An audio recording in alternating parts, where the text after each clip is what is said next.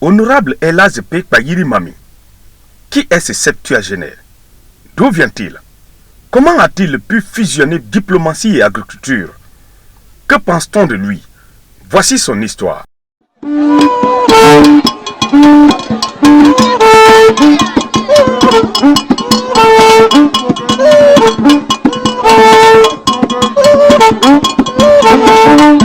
Djeki, la ville agro-industrielle au pied de champs d'Eveya et de palmiers à huile, située au sud-ouest de la ville de Jéré-Kouré à la frontière du Libéria dans la préfecture de Yomu, est une zone d'activité économique qui attire, mis à part les travailleurs de la Sogipa, les organisations non gouvernementales et les commerçants.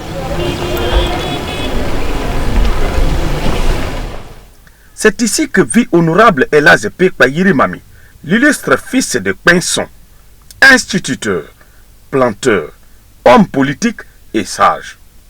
Son bureau aménagé dans la partie supérieure de sa maison flotte les drapeaux des pays de Mano River Union, décoré des objets d'art de la culture traditionnelle forestière. Très attaché à ses origines, honorable Elhadji Payiri Mami est l'arrière-petit-fils du fondateur de ce village qui est devenu presque une ville. Il rencontre d'où vient le nom Djeki.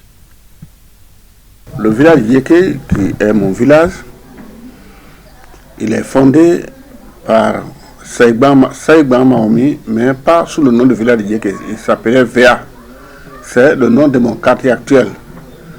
Ces vieux, ils étaient toujours attaqués par les guerres. Et il a cherché à trouver une solution à cette situation pour avoir la paix. Un voyant lui a dit de déplacer son village. Et on lui a dit de faire prendre par les jeunes gens une longue fourche tirée à partir du village en allant vers ce côté. On lui a dit là où la fourche va s'accrocher, c'est là que tu vas fonder ton village. Donc la fourche s'est accrochée au carrefour où vous voyez à côté de la grande mosquée. Et c'est là qu'il a donc fondé le village. Notre condition de où on est né est là-bas. La case dans laquelle je suis né existe encore. Depuis 1943, moi j'ai vu la case, elle est là-bas encore.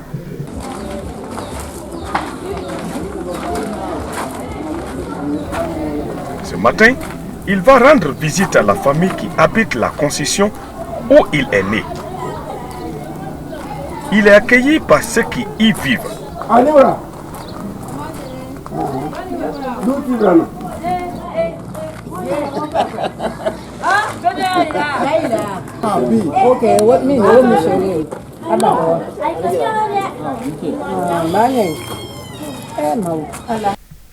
C'est dans cette case qu'il a vu le jour.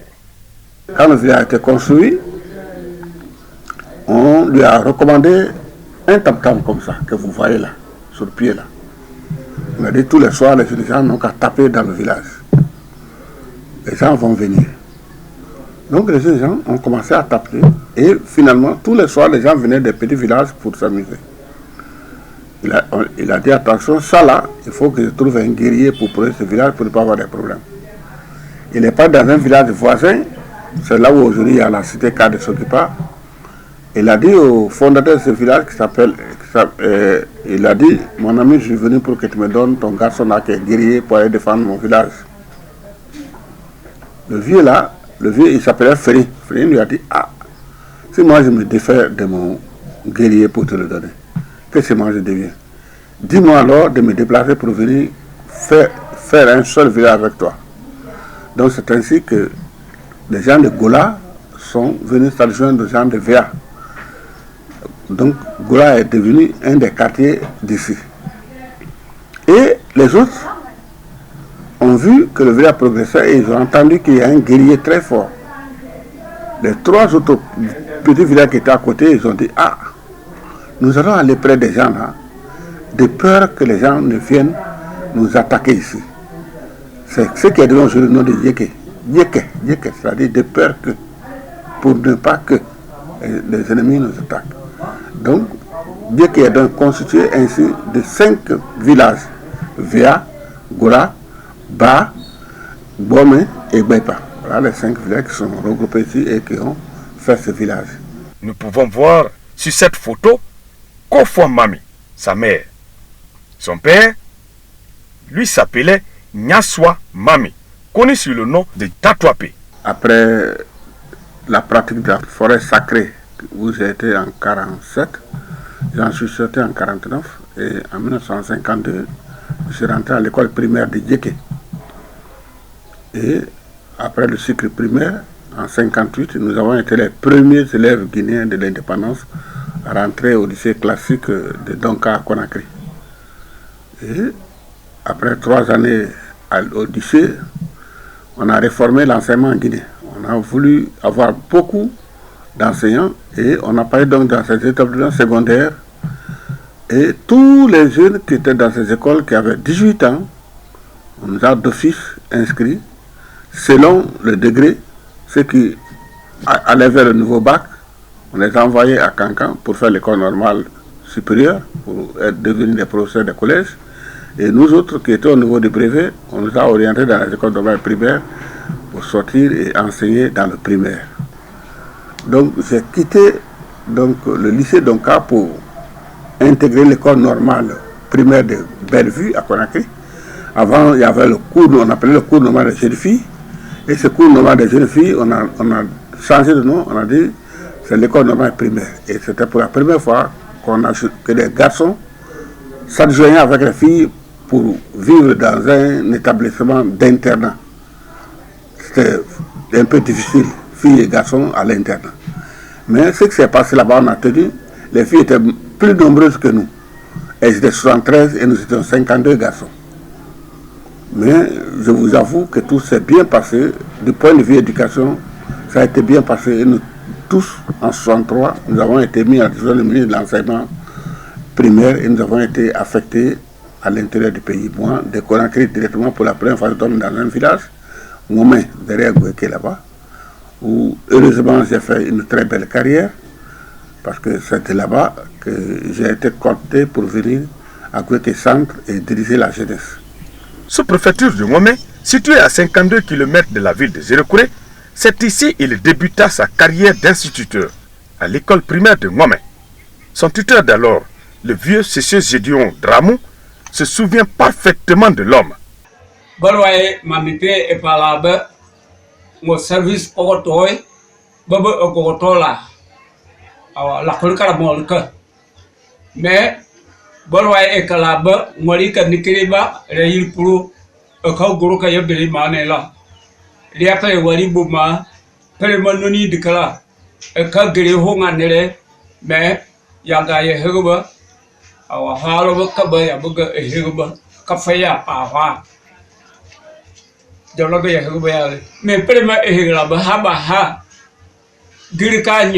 Raphaël Aimé Haba, un de ses tout premiers élèves à Ngomé, témoigne. Bayiri, l'honorable, a été mon maître d'école primaire.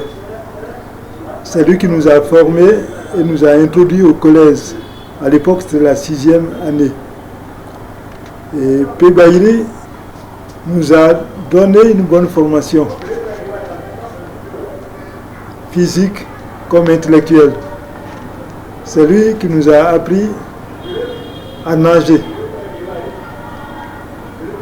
la course, l'athlétisme, et il nous disait même qu'il a été un champion de natation. Il avait remporté des prix. Et dans les études, il nous a donné beaucoup de goût. Il avait des façons pour motiver les élèves. Ceux qui ne voulaient pas étudier, il leur disait que vous resterez au village comme des Kangouya Loka. Cela veut dire que vous n'aurez pas à franchir les niveaux élevés de collège. Donc vous resterez ici. Quand vos amis vont venir, c'est vous qui allez les récolter et leur présenter le vin d'étranger. Et donc comme ça, c'était motivant. Tout le monde voulait étudier et personne ne voulait quand même rester au bas niveau. Et ça, c'était vraiment une formation impressionnante. Et P. Bayiri, alors, il avait le sens de la responsabilité et il tenait quand même au respect de l'autorité. Dr Segouanou, ex-recteur de l'université de Zérekouré, ayant fréquenté l'école primaire de Djeki 1 avec honorable P. Bayiri Mami, peint les traits caractéristiques de l'homme. J'ai connu le frère Pegbari, Elhadj Pegbari, à l'école primaire de Dieké. Il est de la promotion 1952. Je l'ai connu à l'école comme un élève dynamique, intelligent, très social. Et il est rentré au lycée classique de Donka en 1959. Leur promotion, c'est eux qui ont eu le dernier certificat colonial en 1958. Étant un jeune cadre dynamique, social, il a vite conquis la population de Gouéké à l'époque. Très vite. C'est pour cela, à l'époque, dès 1963, il était le secrétaire général du comité JEDA de section de Gouéké.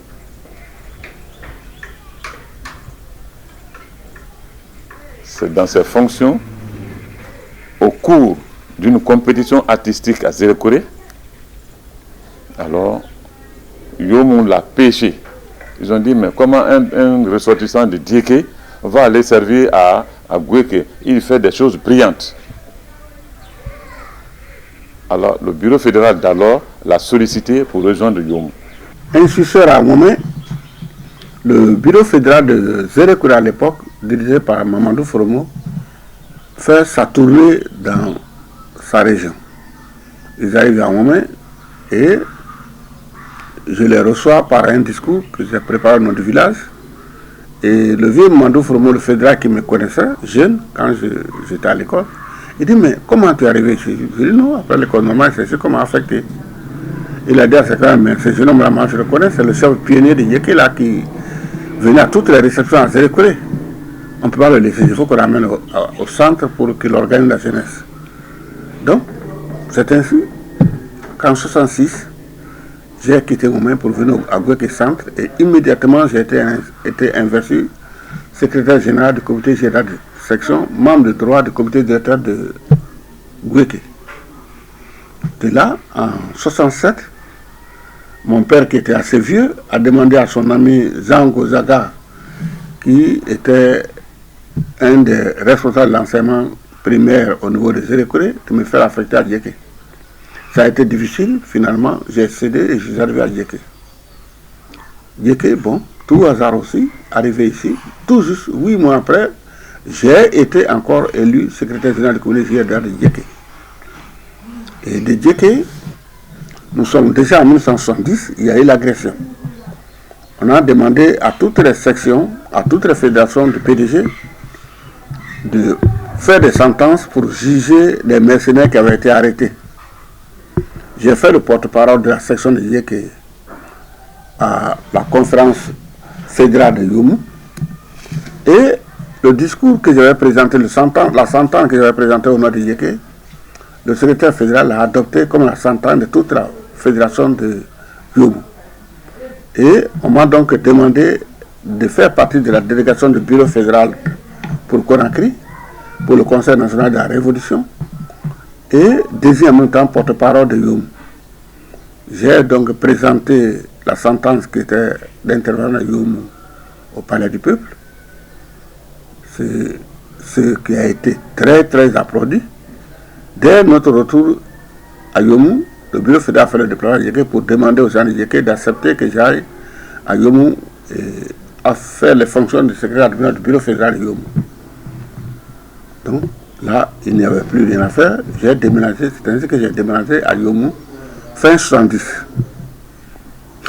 Et en 72, il y a eu le congrès, j'ai été légalement élu secrétaire administrateur du bureau fédéral de Yomou, c'est-à-dire des gens personnalités après le fédéral. J'ai travaillé avec eux de 72 à 76, il y a eu encore un congrès. Et cette fois-ci, ce congrès, qui a eu lieu le 16 janvier 1976, m'a élevé au rang de secrétaire fédéral de Yomou et donc député de Yomou. Et j'ai donc continué jusqu'à la mort de Sékou Touré. J'ai appartenu j'étais secrétaire fédéral, député à l'Assemblée nationale, membre du comité central du PDG RDA. De tous les ressortissants des jeunes nés dans Gbenson, nous tous, nous qui avons étudier, aller au lycée à l'époque.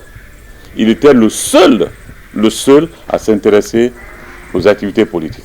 En mars 1987, il participe à la fondation du Parti de l'Unité et du Progrès, PUP, à Mamou. En 1987, le président Lansana Conté a dit qu'il voulait créer un parti politique,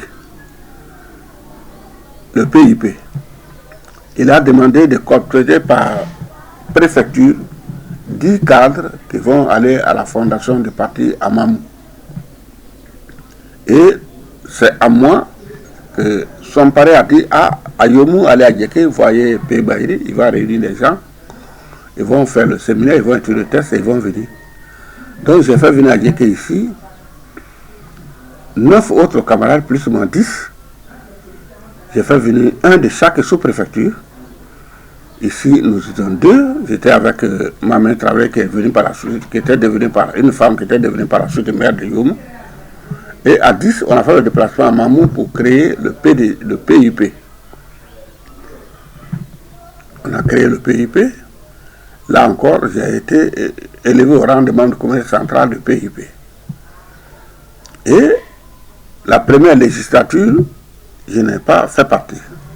C'est pendant la deuxième législature que tout le monde s'est levé pour dire non, il faut que P. Bahiri revienne encore pour être le député de Yomou. C'est ainsi qu'en 2002, j'ai été élu secrétaire fédéral de Yomou. Pendant cette même période, j'étais déjà le président de la CRDDZT. Donc à l'Assemblée, j'étais député maire. Comme Madeleine Théâtre Zélécouré, nous étions 3 députés et maires en même temps qui avons siégé pendant la deuxième législature de la Deuxième République.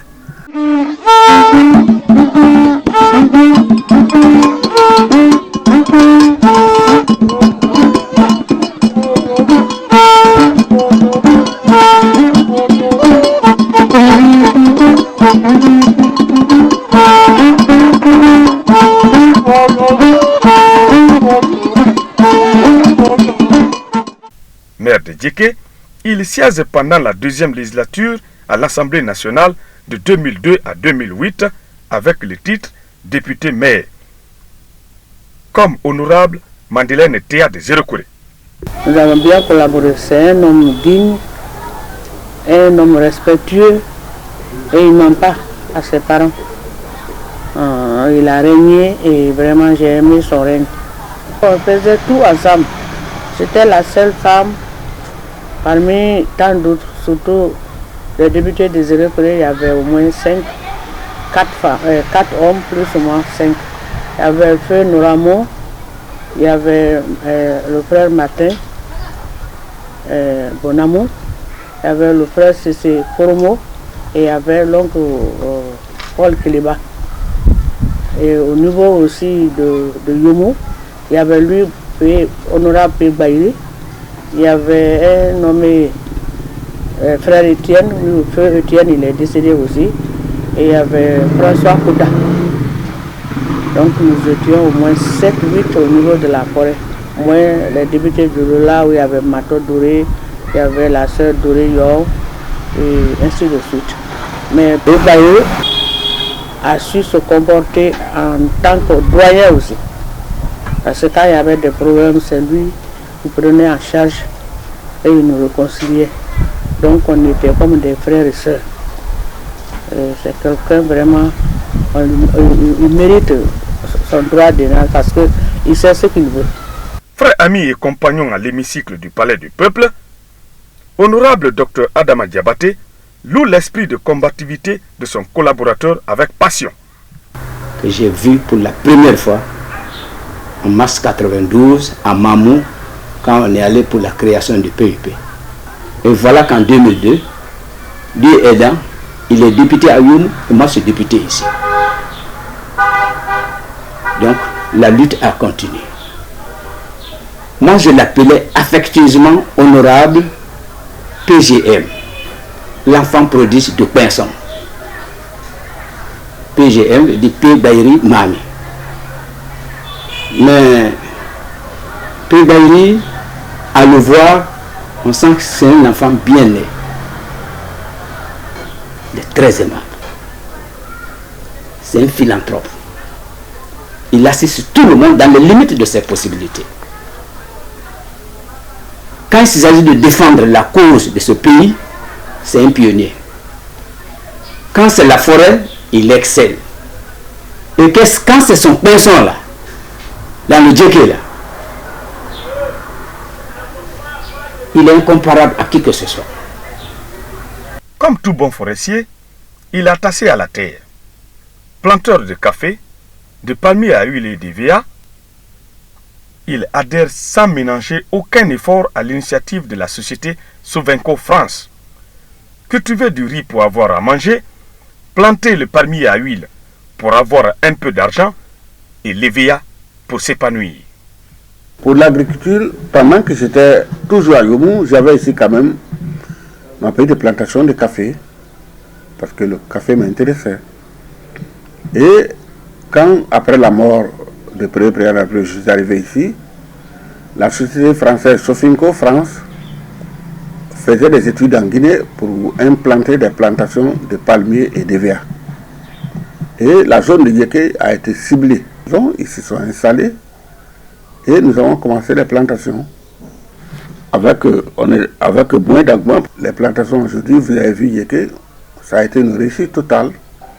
Moi, personnellement, aujourd'hui, j'ai 8 hectares de palmiers, 12 hectares de palmiers et 8 hectares de verre, environ 20 hectares. Ma femme aussi exploite une superficie à peu près la même chose. À 75 ans, son âge ne lui permet plus de travailler dans ses plantations. Ici, sa toute première plantation d'EVA de 6 hectares, réalisée en 1990, est là une de ses plantations de palmiers à huile, de même superficie que la précédente, toutes gérées par le Benjamin de la famille. Je suis le plus petit des enfants de mon papa, vous connaissez bien, Elhadji Péguaïri. Je suis chargé de coordonner tout ce qui se passe comme activité dans les plantations actuellement. Avant que je ne sois là, il y a mes frères qui étaient là avant moi. Parce qu'il y avait l'aîné déjà qu'on appelle Honoré qui était là. On travaillait ensemble lorsque nous étions à Conakry d'abord, au collège, pendant les vacances quand on venait. On travaillait ensemble, on le suivait, on faisait des piquetages, ainsi de suite ensemble. Jusqu'à ce que lui aussi, par des occupations, il n'a plus eu le temps. Il y a un frère Mohamed aussi qui est venu. Comme lui, il avait le temps, il avait comme profession aussi chauffeur, il était chauffeur de profession. Il avait beaucoup plus de temps pour nous qui étudions, plus que nous qui étudions. Donc, il a aussi fait la même chose. Après, lui est venu maintenant mon frère Tidjane. Parce que lui, il avait eu, c'est pas un contrat vers Conakry, il est parti. Tidjane est venu. Donc, quand Tidjane est venu, il a fait aussi des années. Je ne sais pas, 2 à 3 ans. Après, je suis aussi venu après les études. Comme il n'y avait pas encore de job à faire, j'ai dit bon, je viens auprès des parents. Donc j'ai travaillé avec lui 2 ans. Et après les 2 ans, il a été embauché. Maintenant, je suis le plus petit, je n'ai pas de petit frère, donc je suis obligé de rester. Supervision, une équipe suit le récolteur, assemble les résimes, puis ramasse les noix de palme qui tombent.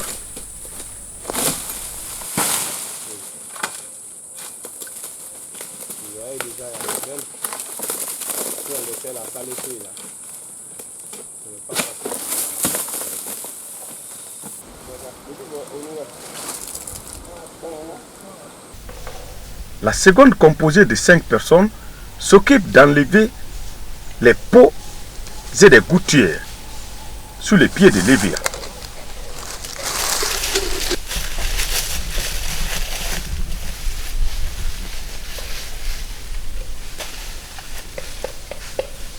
Finito, elle rejoint la première pour embarquer les résimes d'environ 1 tonne et plus, qui sera livré à la Sogipa. À part de ses plantations de VA et de palmiers à huile, il détient avec son épouse un étang piscicole d'une superficie d'1 demi-hectare, non loin de son domicile. On amène des instruments pour peser quand on pêche. Parce qu'il y a des poissons dans les sites qu'on amène de Côte d'Ivoire. qui pèse jusqu'à 5 kilos. Hein. Maire de Djeké à l'époque, suite à ces initiatives, il reçoit la visite des hauts cadres, dont l'homme du 3 avril 1984, feu général Lansana Conté. Le président Lansana Conté a fait une visite ici. Il a d'ailleurs fait 3 visites à Djeké. La première visite, il a demandé à voir comment les paysans faisaient aussi pour accompagner Sogipa. Et donc, on l'a dirigé sur ma plantation. Il a visité mes éviers, mes palmiers, mon bas-fond aménagé. Et en blague, il m'a dit, toi là, je vais te battre. Et d'agent pensait qu'il blague. Dès qu'il est rentré, il a exigé qu'on l'aide et il a installé ses plantations dans son village. On a même installé une usine, une huilerie plus puissante que celle de Djeké, hein, qui fonctionne aujourd'hui à perte, parce qu'il n'y a pas assez de plantations. Ici, nous avons une usine qui est maintenant 12-15 tonnes heure. Cependant, on a installé une usine de 20 tonnes heure, qui traite 20 tonnes de régime à l'heure. Il a fait que Yomou a été 2 fois fédération pilote de la Guinée en matière de commercialisation des produits. El Pépari est un homme politique. Il a le don. Et il a l'intelligence nécessaire pour conduire les hommes. Il a l'intelligence, donc très disponible, très social, intelligent et politique. Étant l'hôte de la société, c'est grâce à son appui et à ses initiatives que les communautés locales ont pu adhérer aux idéaux de la Sogipa. Il a fait un rôle de pionnier. Pourquoi?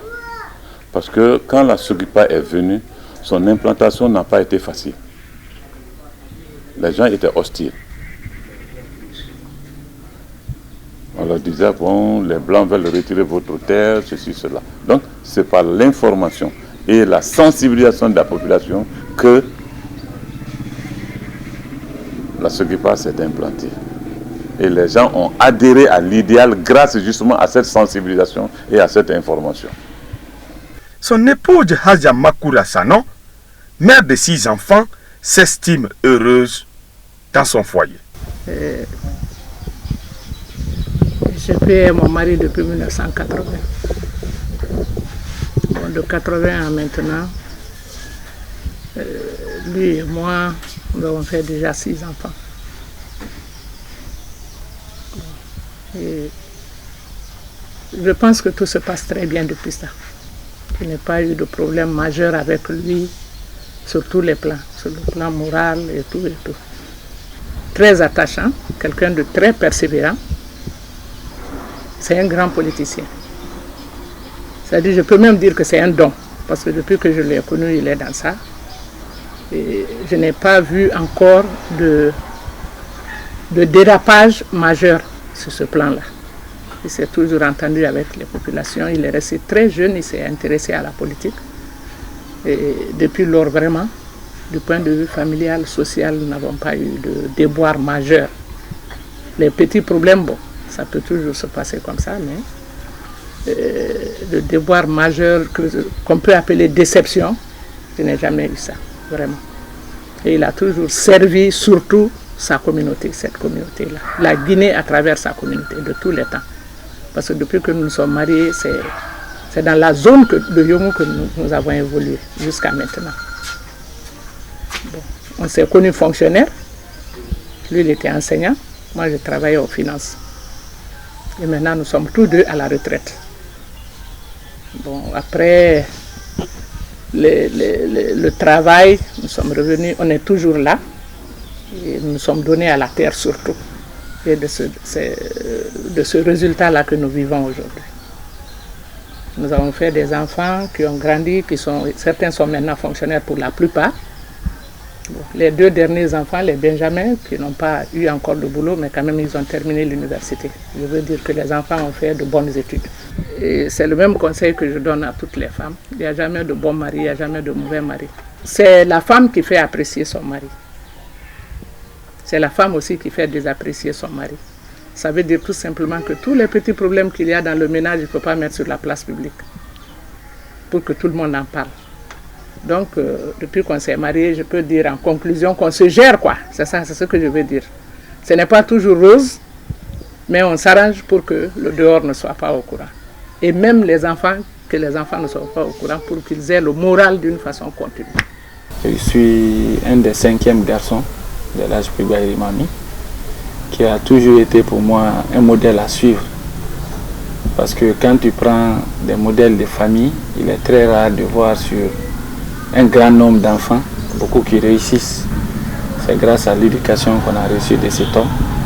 Et je crois que nous cherchons nous aussi à emboîter ses pas pour qu'on soit un jour un modèle aussi pour nos enfants, comme il a été pour nous. Papa fut un très grand homme politique et un père modèle.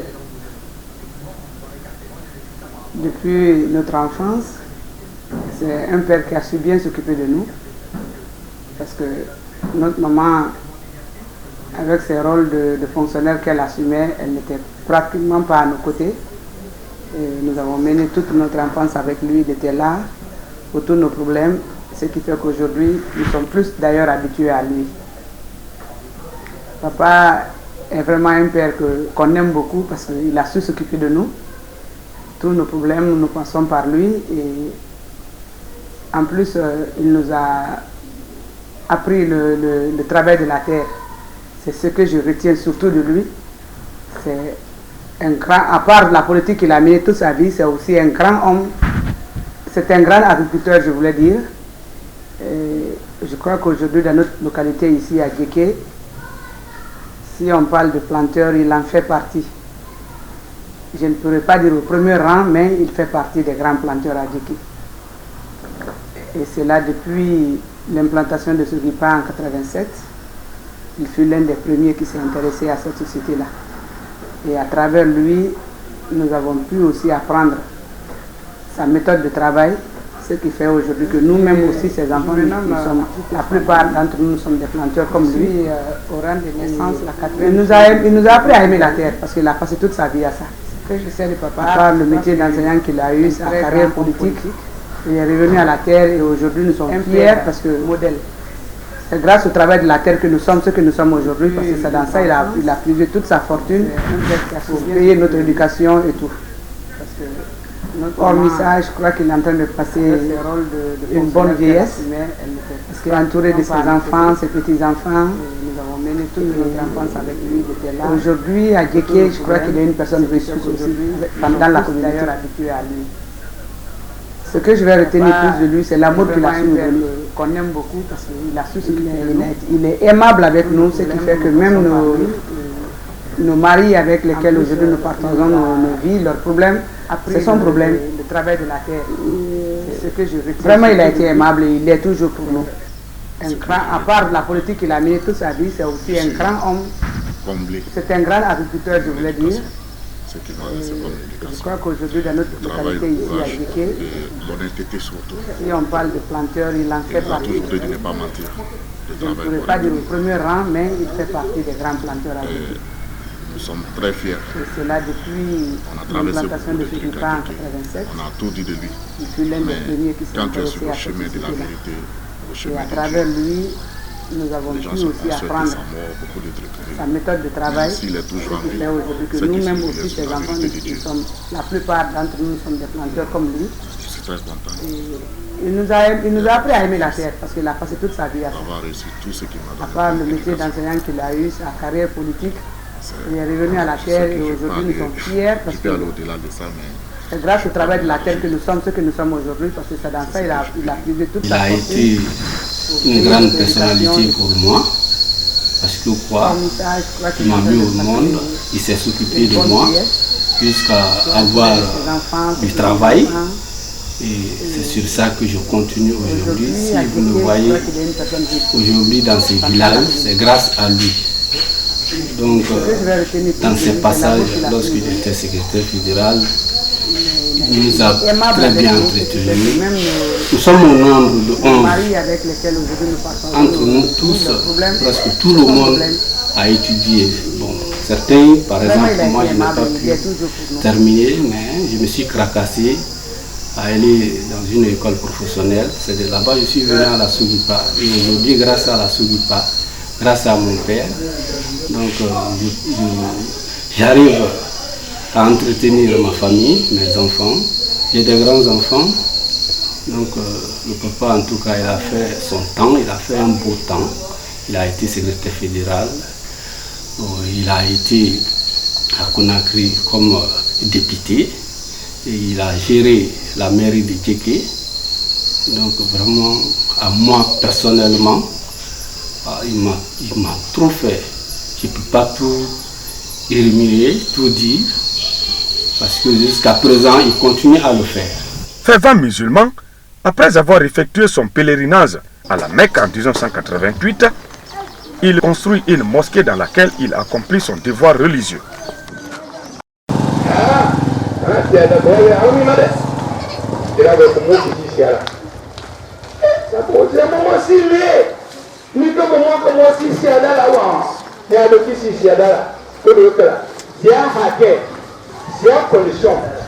Les forestiers n'aiment pas trop la religion musulmane.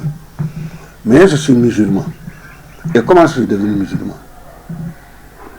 À la suite de Sékou Touré, j'étais l'un des plus jeunes. Et parmi les secrétaires fédéraux, j'étais le plus jeune. Partout où il allait, il m'appelait.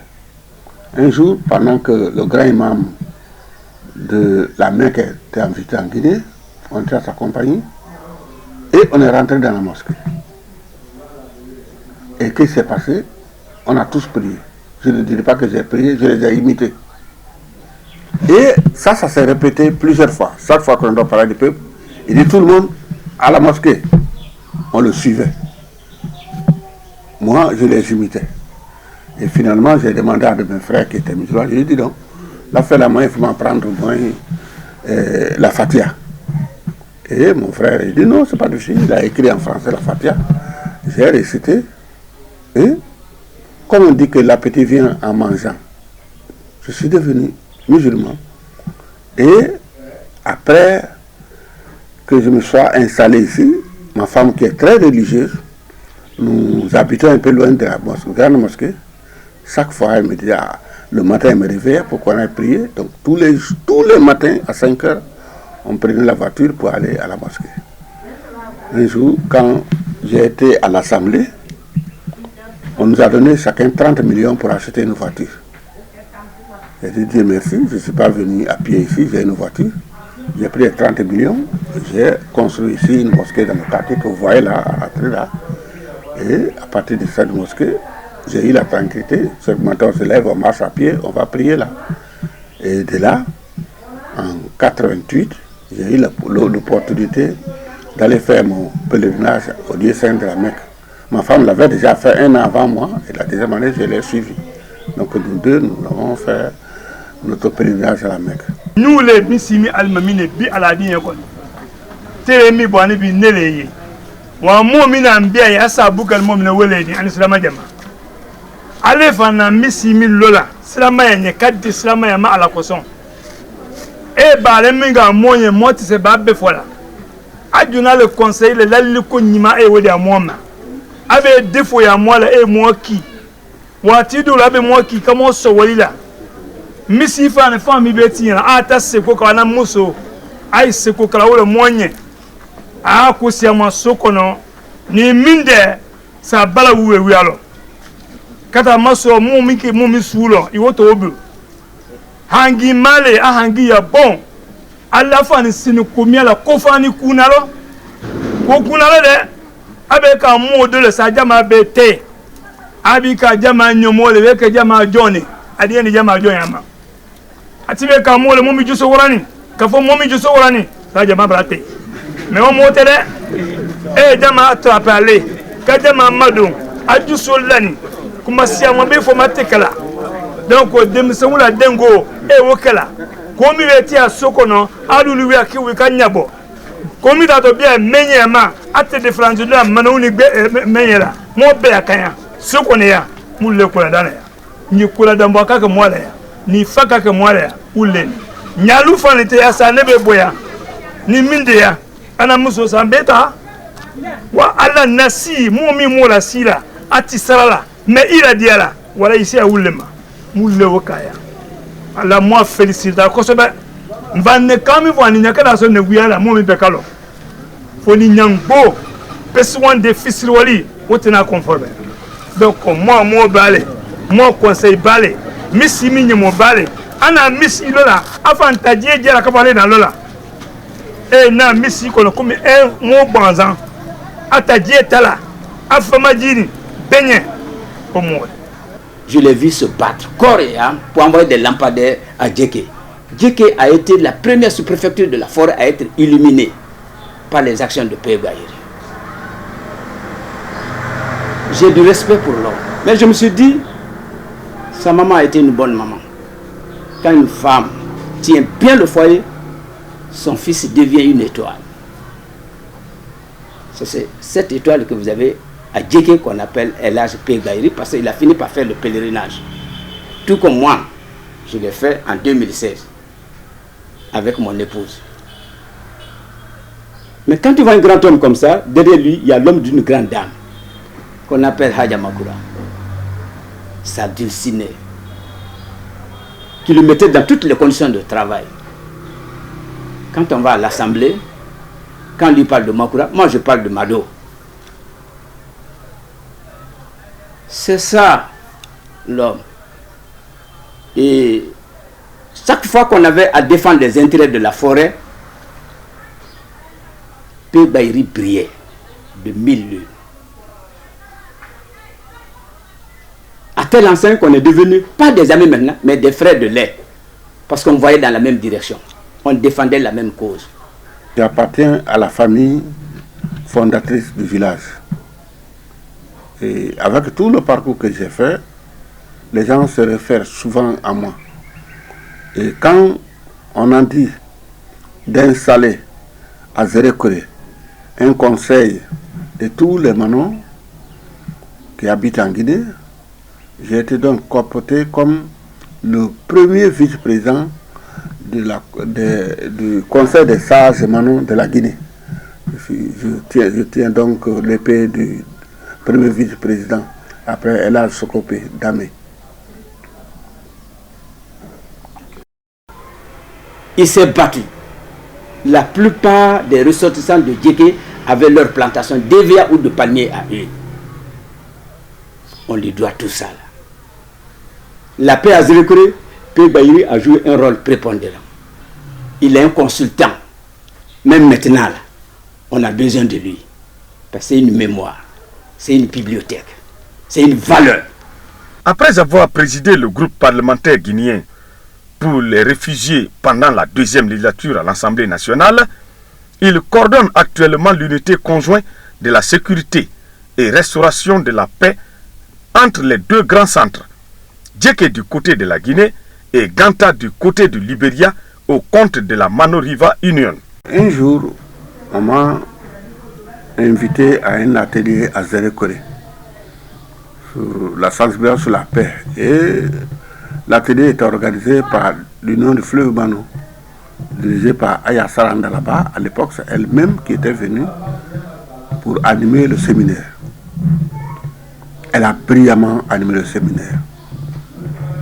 Et je lui ai dit, madame, je ne vous connaissais pas assez, mais vraiment, je suis fier de vous. Je dis, votre mouvement m'intéresse. Et on s'est séparés. Mais on n'avait pas pris les coordonnées des uns des autres. Un jour que j'étais à l'Assemblée, j'ai un mandat pour aller à l'Institut international des droits humanitaires. Parce que je présidais le groupe d'amitié des parlementaires guinéens pour les réfugiés. Et à l'aéroport, je rencontre Aya Sarandalaba. Elle me dit, mais monsieur P, où vous allez? Je dis, je vais à Sarajevo, en Italie, à l'Institut international des droits humanitaires. Elle dit, mais moi aussi, je vais là-bas, au nom de la Mano River Union. Donc, on a voyagé ensemble. Arrivé à Sarajevo, on n'était que deux Guinéens, elle et moi.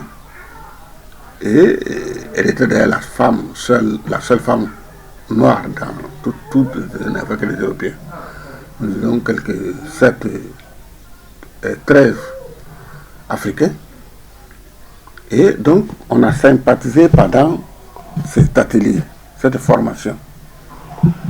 Et elle m'a dit, bon, même CP, moi, je suis en train d'organiser à toutes les frontières une organisation pour la Manon rivaïnienne. Je voudrais que tu t'intéresses à ça. Je lui ai dit, mais maintenant, moi, je t'avais dit que ton mouvement là m'intéresse.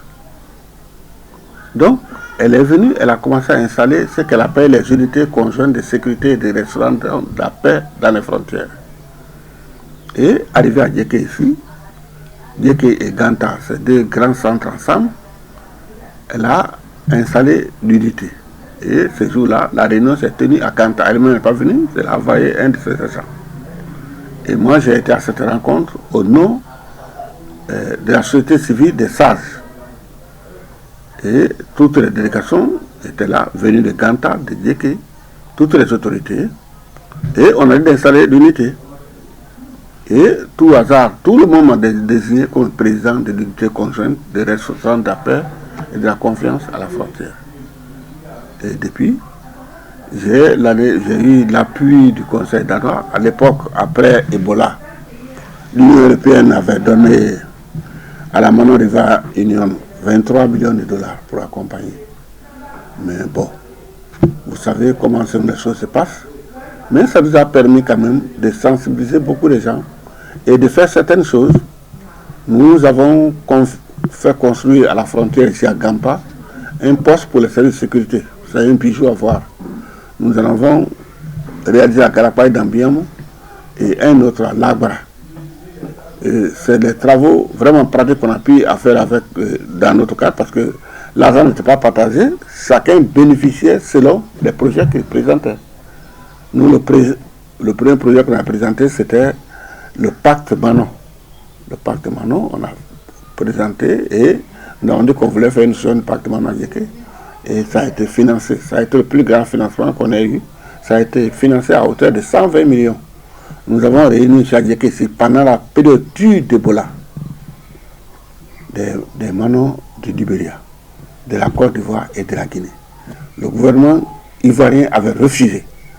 Mais l'Union européenne tenait à ce que les Ivoiriens participent. J'ai dit aux partenaires, laissez-moi, je vais faire venir les Ivoiriens. Et j'ai fait venir les Ivoiriens par les pistes. Et tous les maires ont eu peur, mais le maire de Sipidou, il a dit d'ici, il veut encore licencier, il ne peut pas venir à cette rencontre. La personnalité ivoirienne connaît, c'était le maire de Sipidou. Mais tous les villages qui ont tout le monde Niba sont arrivés à ce pacte. Et ça a été une réussite. Maintenant, la Manon River vient de changer de main. Madame Salam Dalaba, qui était la tête de l'Union, c'est une Libérienne qu'on a mis là. Et actuellement, on est presque en veilleuse parce que avec les élections qui sont libérées, cette femme n'a pu rien faire. Nous attendons. En février, nous sommes sûrs que les activités vont être relancées et nous allons reprendre la sensibilisation. Parce qu'il s'agit pour nous de faire en sorte que le citoyen guinéen se trouve chez lui quand il est en Côte d'Ivoire, que le citoyen ivoirien se trouve chez lui quand il est en Sierra Leone, que le Lyonnais arrivé au Libéria se sente chez lui. C'est ça notre mission. Et que les services de sécurité doivent savoir qu'ils sont à la frontière pour aider les citoyens. Nous sommes un même peuple. Et c'est ça notre mission principale dans cette activité.